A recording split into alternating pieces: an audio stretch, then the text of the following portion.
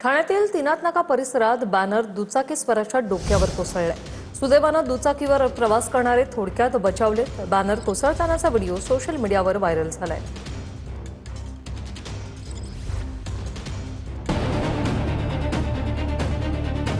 ठाण्यातील पूर्व द्रुतगती महामार्गावर वाढदिवसानिमित्त लावलेला बॅनर थेट दुचाकीवर कोसळलाय।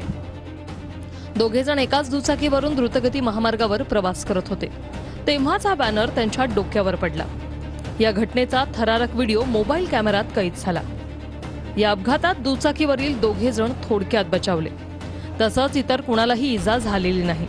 मात्र या ठिकाणी मोठा अपघात घडण्याची शक्यता होती। याच दुचाकीच्या बाजूने एक चारचाकी कारही वेगात जात होती।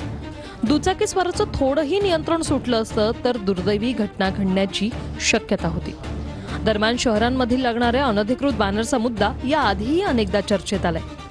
मुंबईतील घाटकोपरच्या छेडानगर भागात 2024 मध्ये अशाच प्रकारे एका महाकाय बॅनर कोसळल्याने 17 निष्पाप नागरिकांचा मृत्यू झाला होता, तर 70हून अधिक जण गंभीर जखमी झाले होते। त्यानंतर काही दिवस राज्यभरातील शहरांमध्ये अनधिकृत बॅनरवर तोंड देखील कारवाई झाली, पण सर्व शहरांमध्ये पुन्हा अनधिकृत बॅनर झळकू लागले। ठाण्यात घडलेल्या घटनेमुळे या अनधिकृत बॅनरचा मुद्दा पुन्हा चर्चेत आलाय। आता ठाण्यात लावलेल्या या अनधिकृत बॅनरवर कारवाई करण्याची जबाबदारी कुणाची होती, यावरून दावे प्रतिदावे केले जातील। जबाबदारी झटकण्यासाठी कागदी घोडे नाचवण्याचे प्रकारही घडतील, पण जीवावर उठणारी ही अनधिकृत बॅनरबाजी रोखण्यासाठी ठोस उपाययोजना होतील की नाही असा प्रश्न आता लोक विचारू लागले आहेत।